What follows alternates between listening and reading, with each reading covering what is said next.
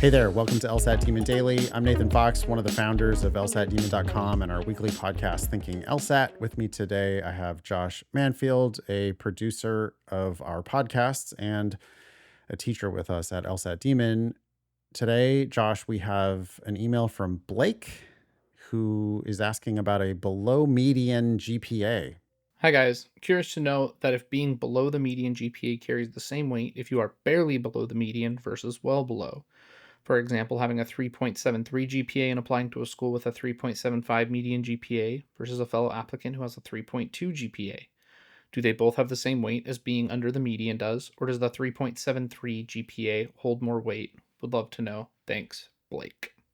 Oh, you'd definitely rather be barely below the median than being way below the median for a couple reasons.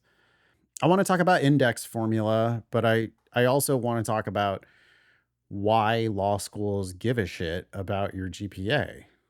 They give a shit about your GPA for two reasons. One, it affects their rankings. And only their median GPA affects their rankings. So from that perspective, I hear what you're saying, Blake, that if the median at that school is 3.75, then maybe from that perspective, a 3.73 and a 3.2 are the same thing because it's going to lower their median. So from a rankings perspective, it doesn't really matter how low your GPA is. But there is more to it than the rankings. They also are concerned about your ability to succeed in law school. And when they see a 3.73 and their median is a 3.75, they see someone who is, in the ballpark, probably has the academic chops to cut it at our school. When they see somebody with a 3.2, to the extent that they're actually worried about your success in law school, they're going to see that and they're going to go, wow, 3.2 undergrad, that means you're not a very good undergraduate student. Means, boy, how are you going to perform in our law school? So while on the one hand, from a rankings perspective, they might not give a shit. From a can Blake cut it perspective, I'm sure they will. And I think this is reflected in their index, the fact that they use index formulae. Is that what you're supposed to say? Is that the plural of formulas? Sure. Yeah, me either. Anyway,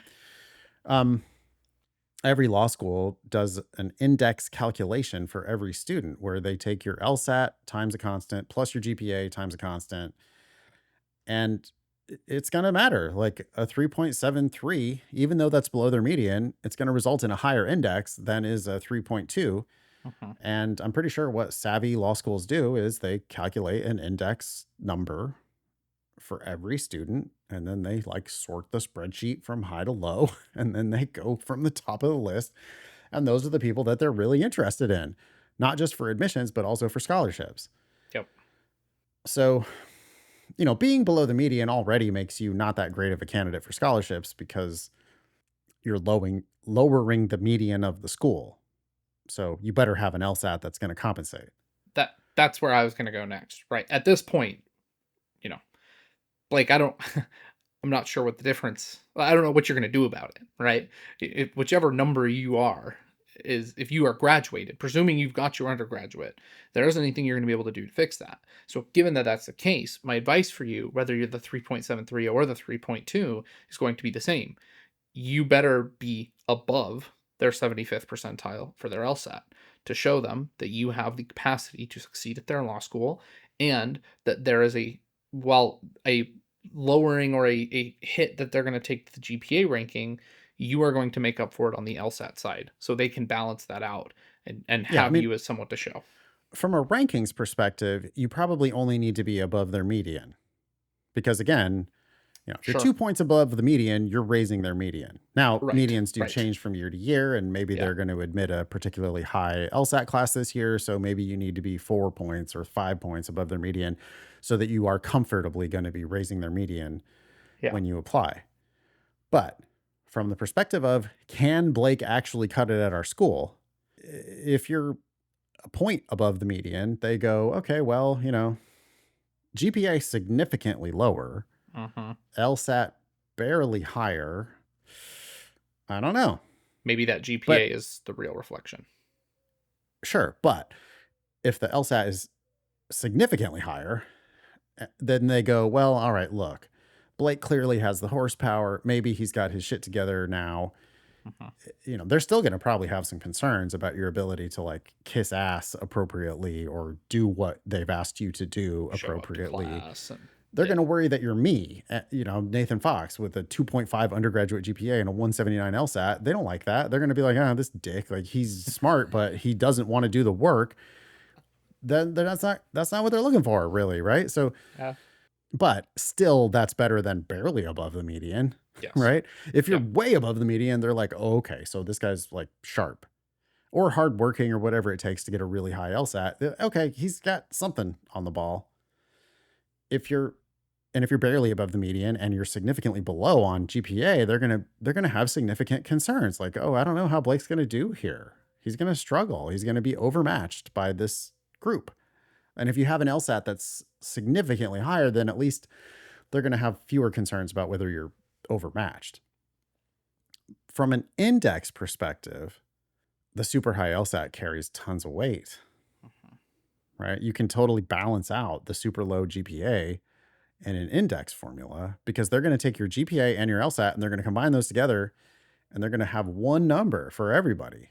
So there, a super high LSAT might actually get you over the median index.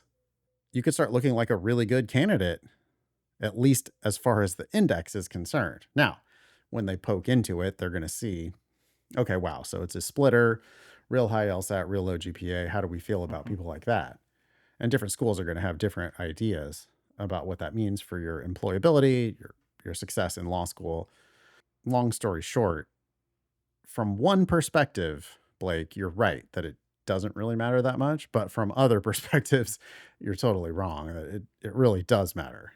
And so you should apply broadly, apply to Yeah. schools where maybe you are above the medians, Yep. apply to get an LSAT score that is going to carry the weight that your GPA is not, Yep. so that you can look like the best candidate possible and you can compare different prices so you can get the right price Yeah. JD for you. It's kind of universal advice, right? It Everybody is. needs the highest LSAT they can possibly get. Yes. You want an LSAT that really reflects how much horsepower you're coming with Yeah. because it matters for rankings. It matters for their perception of how well you're going to do in their school. It matters in the index formula. It just matters a lot. So yeah, probably every point of LSAT that you get is worth like 10 grand in scholarships at some school. Yeah, rather than worrying about your GPA, right? Like that ship has probably sailed for Blake. Right. But unless he's exhausted all 5 of his official LSAT attempts, um, he's still got work that can be done there on the LSAT. Anything else for Blake? Nope. Blake, thanks for emailing in. Email daily@lsatdemon.com if you'd like to ask us a question or share some LSAT or law school admissions news. Thanks for listening.